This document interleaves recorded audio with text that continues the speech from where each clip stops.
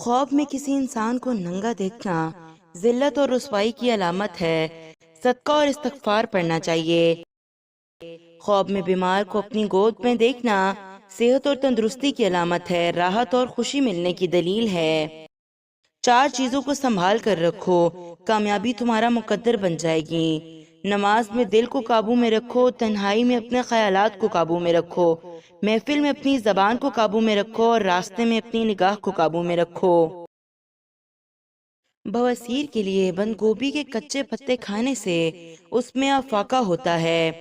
بخار اور ملیریا، نیمو کو آگ پر تھوڑا سیک کر اس پر کالی مرچ لگا کر چاٹنے سے بخار میں کمی آتی ہے۔ وزن اور چربی، ہری مرچ جسم کے اضافی چربی ختم کرنے اور وزن کم کرنے میں مدد دیتی ہے۔ پٹھوں کی مضبوطی کے لیے میتھی اور پالک کو غذائیت کا حصہ بنانے سے پٹھے مضبوط ہوتے ہیں۔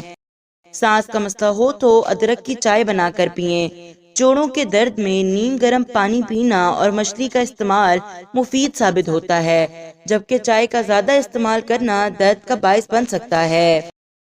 کام کے بعد تھکاوٹ محسوس ہو تو پودینے کے پتے چبائیں۔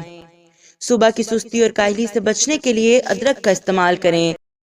یادداشت تیز کرنا، نہار منہ کھجور کھانا یادداشت کو بہتر بناتا ہے۔ دمائی کو روکنے سے گریز کریں اور ذہنی صلاحیت بڑھانے کے لیے الٹی گنتی گننے کی مشق کریں۔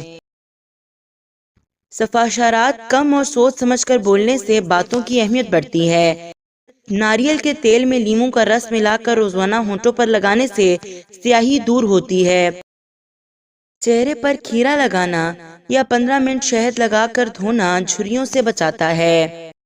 ہاتھوں کی سیاہی کو دور کرنے کے لیے سونے سے پہلے ہاتھوں پر نیموں کا رس لگانے سے جلد صاف ہوتی ہے۔